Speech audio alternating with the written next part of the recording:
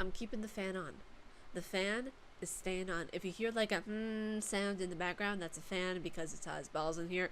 Just saying, fair warning, it's staying on. Let's get into the video. What's going on, my pretty pandas? It's your huggable hipster here. Happy Monday, happy Monday, happy Monday. The best day of the week. Today we are going at it with another review on a game. This game is posted as an article as well, so if you guys don't want to hear my voice and read the article instead, be sure to click the link down below for the articles. Yeah, we're going to be going into The Evil Within, the very first game in such a wonderful series. I do have to say, like, The Evil Within has to be one of my most favorite, one of the most cherished games in my collection. Let's dive into it.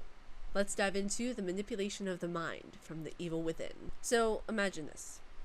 Your mind is not yours anymore. Your thoughts, your dreams, your desires, all left wide open to see. The Evil Within delves into the man's brain whose thoughts and demons roam free to taunt, harm, and laugh at the weakness that is your fragile humanity. Welcome to STEM. The Evil Within is a third-person psychological horror game that delves deep into the barren wasteland, a madman's mind, and an alcoholic cop.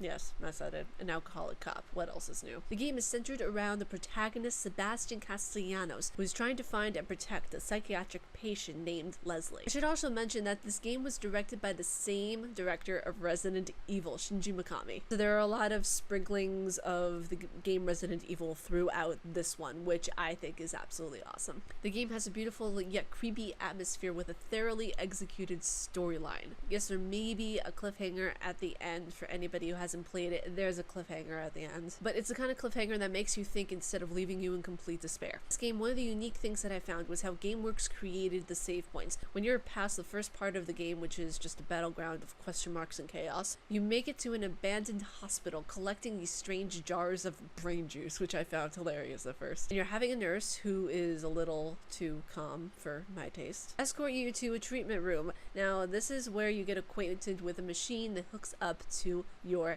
head, and it allows you to up the ante on your abilities, muscles, your weapons, all the usual suspects. You know that brain juice that I mentioned earlier? Yeah, it comes into play here. This is where you get to use it. It will strengthen yourself and your weapons, and after you experience this brain machine for the first time, you are sent to chapter 2 of the game, and the game is divided into 15 chapters, so while it's a long game, it'll be worth the play, trust me. Now don't worry, I won't be going into all the nitty-gritty details of the game, because if I were to do that, it would be over an hour long, and I can't exactly put advertisements on my video now, can I? So for your time and your sanity, this will be condensed. In the beginning and throughout the game, you will have two partners, Joseph Oda and Julia Kidman, who, which, funny enough, I refer to Joseph as Joseph Gordon-Levitt and Julia as Nicole Kidman.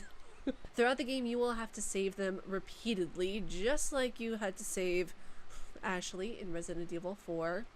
Except, you know, these partners are a lot more willing to help you out in certain circumstances, and Ashley just stands there complaining constantly. Like I said, you'll have to save these two repeatedly through different kinds of bosses, disgusting creatures, and throughout a beautiful landscape. The mapping on this game is absolutely incredible. I mean, seriously, the amount of oh my gods and holy I had to say during this game, because the landscape was incredibly beautiful, I can't even count. From the first chapter to the 15th chapter, the intensity grows and the story goes beyond anything I've really ever experienced in a horror game. As usual, in the beginning of the game, it will give you a tutorial and then move on to regular gameplay, but one thing I should prepare you all for, mostly in the beginning of the game. Now don't let it scare you off too much. The plot and the story are worth it, trust me. Even I don't get scared at games, and this game made me jump a little and it made my heart pound. But if you are an adrenaline junkie like myself, you will enjoy that. In the first chapter of the game, you will be responding to a call that was sent from Beacon Mental Hospital,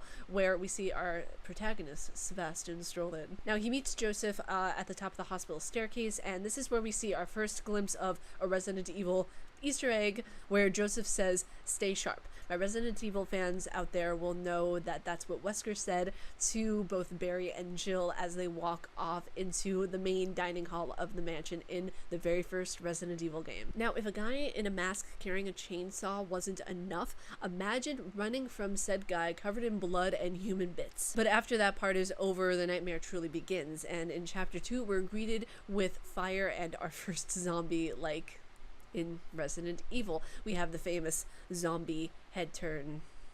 Now, yeah, while the gameplay is a bit tedious to learn in the beginning, it's easy to get the hang of and useful when done the right way. Now, you have your standard crouching mechanism. Melee is something really cool that made me feel like I was kind of a spy and assassin, and it was a stealth option that you could use. You could sneak up on the monster or zombie and attack them without being noticed. Very handy when done right, but if you're like me, you're very clumsy and just prefer the tuck your tail between your leg method and just run, then you're mostly going to be sticking to that. I've really used it a couple of times being the stealth option because it wasn't really needed unless you really want to go like full on mode in the game and be like you're actually playing it IRL. You really don't need it. This glimpse is not in multiplayer. I can see multiplayer potential within it since it is such an expansive game universe. There's so many items to grab, it would only seem logical, but then again, with the story that it has, I can see why it wasn't created as a multiplayer to begin with.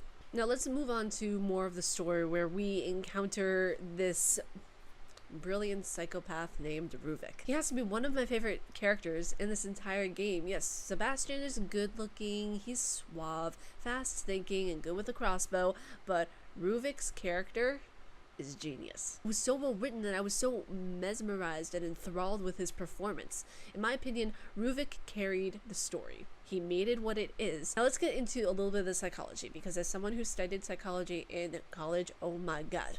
Sweet baby Buddha, this was good.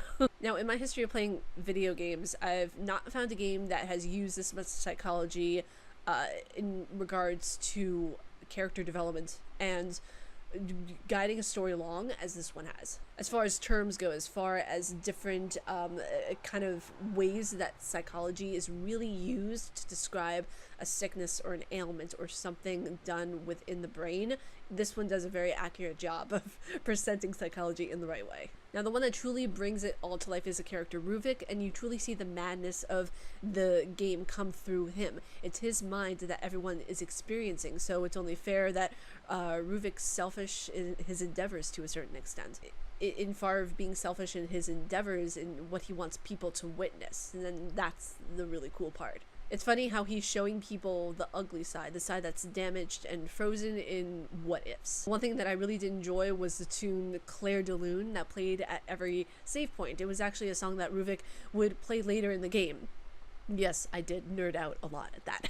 In Ruvik's many tapes and many records that you see throughout the game, you'll find that he talks about trying to understand people and dissecting their brains and understanding what their pain, pleasure, fear, and hopes are. Character, and the one that really tied in all the right terms, like disassociation, where the patient will feel disassociated from themselves and their body and believe they are dead to a certain extent, or they can disassociate from their surroundings or even their mental state. Now, as someone who has a degree in psychology, this character and the way that GameWorks developed him, especially Mikami, the way he developed him, and his scripts were nothing short of amazing. As we continue into like the meat of what the game is, we come across one character that defines boss fights as we know it. It's one of the characters that makes our world in this game a living hell.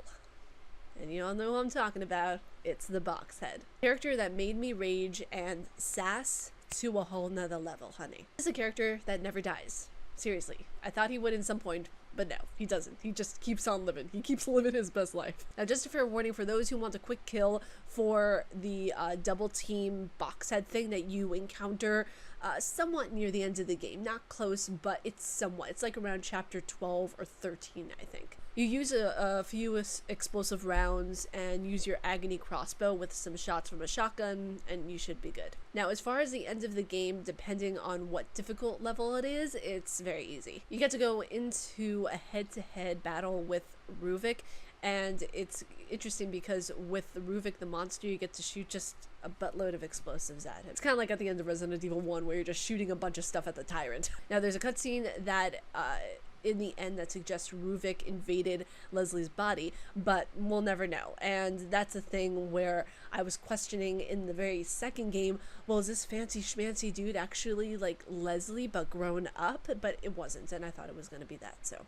Now, as Leslie walks out of the asylum, Sebastian is left with a furrowed brow and more questions than he'd like. But like I said in the beginning of the review, if I were to cover everything in this game, the review itself would be about an hour long. And there's a lot more that I could have covered. I could have covered all the notes. I could have covered all the dialogues and all the things with psychology, but I didn't for time purposes, and if you guys want me to go more in depth, I shall. Now, was this a good game? Yes, this was a very good game. From my personal perspective, it was a very well crafted game.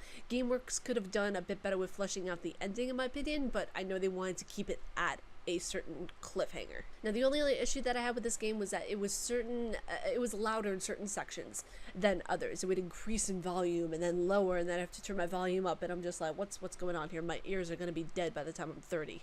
But overall, I really love this game, and if you guys like this game too, be sure to hit the bell down below, because I make videos every weekday, and you guys get these reviews every Monday. But yes, if you guys like my face and what I do, please be sure to subscribe and hit the bell down below, because YouTube has a funny way of showing its love for small creators. Stay casually nerdy, you guys, and I will see you all in tomorrow's video. Peace.